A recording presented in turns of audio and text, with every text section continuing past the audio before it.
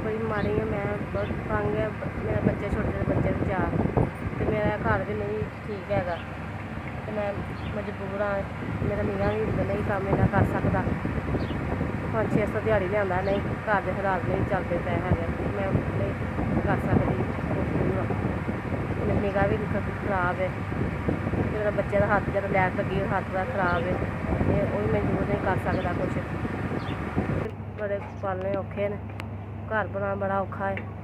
मैं बड़ी मजबूर हाँ, बड़ी माड़ी है। मैं कमरा देखो मेरा माड़ी है, नहीं मेरे को मकान छट्टे जान है।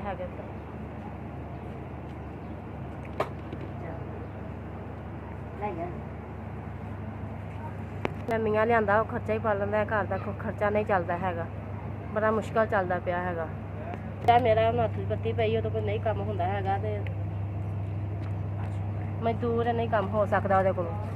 भाई मेहरबानी, मैं मेरे बच्चे ने 5000 रुपया तारी मेहरबानी, तारे अल्लाह पाक तारे बच्चों की तंदुरुस्ती दे, तारे माँ प्यो की तंदुरुस्ती देवे।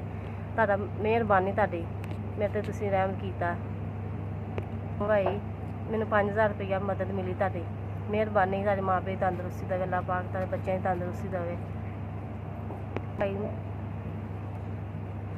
तेरी तंदुरुस्ती देवे मून भाई, तारी मेहरबानी तारी तारी मेहरबानी तारी बरकत कमाई जी बरकत पावे। तारी माँ प्यो की तंदुरुस्ती तारी देवे अल्लाह पाक, तारे बच्चों की तंदुरुस्ती देवे अल्लाह पाक। भाई भाई मून तारी अल्लाह पाक तंदुरुस्ती देवे।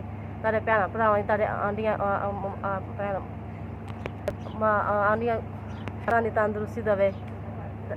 तारे माँ प्यो की तंदुरुस्ती देवे अल्लाह पाक, तारे रिश्तेदारें की तंदुरुस्ती देवे अल्लाह खैर करे अल्लाह पाक, तुहानूं बहुता देवे।